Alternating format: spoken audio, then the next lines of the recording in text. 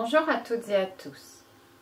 Voici une mise en situation professionnelle, enseignement, traitée avec la méthodologie en 5 étapes que vous pouvez retrouver dans la vidéo numéro 3. Voici cette MSP. Vous êtes en milieu rural, vous avez une classe de CE2, CM1, CM2.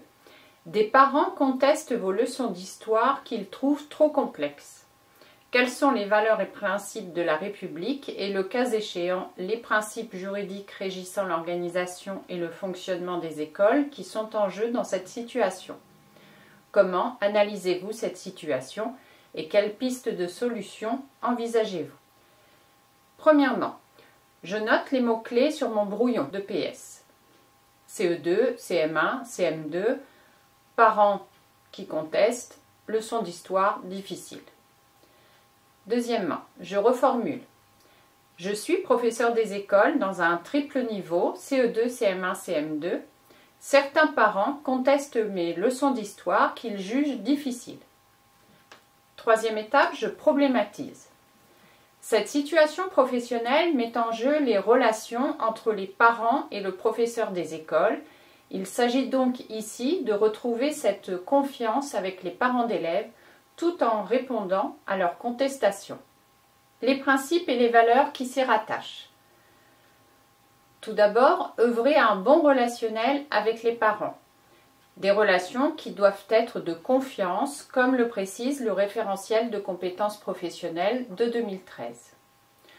Deuxièmement, le respect des programmes en vigueur. Cela fait partie des obligations du professeur des écoles, comme inscrit dans les droits, devoirs, obligations du fonctionnaire, notamment l'obligation d'obéissance hiérarchique et l'obligation de réaliser les tâches confiées. Dans le cas présent, j'ai une classe à triple niveau. Le CE2 appartient au cycle 2 et à un programme spécifique paru en 2020. On n'y enseigne pas l'histoire à proprement parler, mais questionner le monde, plus précisément se situer dans le temps.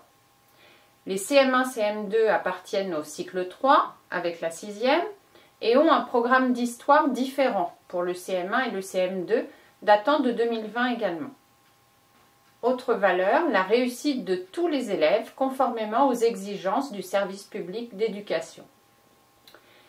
Éventuellement, j'aurais pu ajouter la liberté pédagogique de l'enseignant, mais sa limite est que les élèves apprennent et comprennent. Il ne me semble pas judicieux de la conserver dans une telle situation. Quatrième étape, les pistes de réponse à court terme. Les parents ont pu m'envoyer un mail, écrire un mot dans le cahier de liaison ou bien me le dire à la sortie de l'école ou peut-être à l'entrée. Je ne peux pas leur répondre immédiatement car j'ai ma classe à gérer.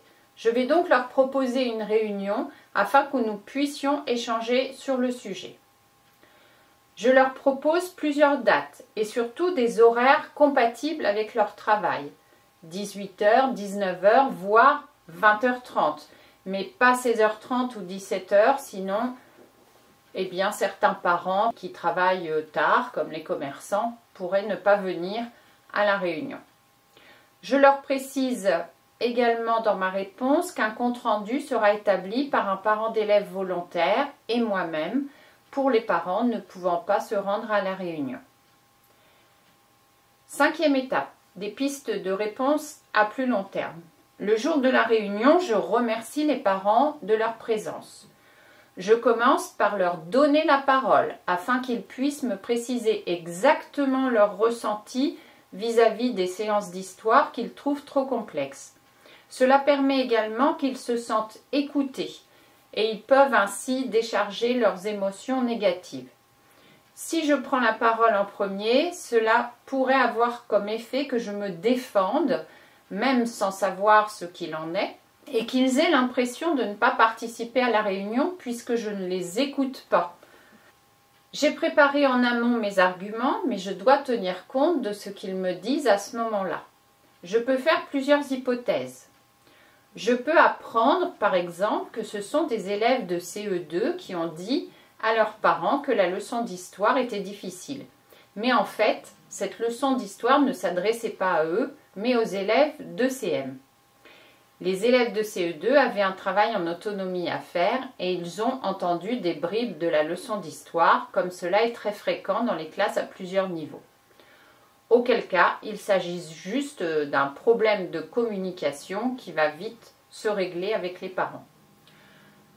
Une fois que les parents ont terminé de parler, je peux repréciser que je suis scrupuleusement le programme du cycle 2 et du cycle 3 pour l'histoire, que cela est mon devoir. Je peux leur préciser également que le programme est en ligne sur Eduscol s'ils veulent le consulter. Je peux aussi aborder la nécessité d'une coopération entre eux et moi dans l'intérêt des élèves, de leurs enfants et de leur réussite.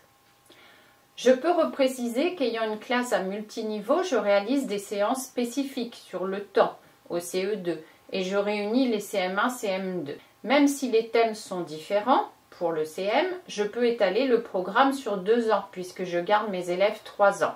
Si bien sûr il y a une certaine stabilité des parents dans la commune. J'aurais précisé cela à la réunion de parents de rentrée. Là, je fais un petit paragraphe sur la prévention, de manière à ce qu'ils soient informés de ma façon de gérer ce triple niveau, du temps accordé équitablement à chaque niveau et des leçons communes ou séparées, etc. Si réellement ils trouvent mes leçons d'histoire trop complexes, je peux leur proposer de reprendre les principaux éléments de ces leçons avec la classe entière. S'il s'agit de quelques élèves, je peux les prendre en APC avec leur accord. Et l'évaluation nous donnera également des éléments fiables sur la compréhension des notions étudiées. Voici les références officielles que j'ai utilisées. Les droits, devoirs, obligations du fonctionnaire, les exigences du service public d'éducation et le référentiel de compétences professionnelles des métiers du professorat et de l'éducation de 2013. Vous pouvez retrouver des vidéos sur ces 3 points ou des fiches résumées sur mon blog. À bientôt!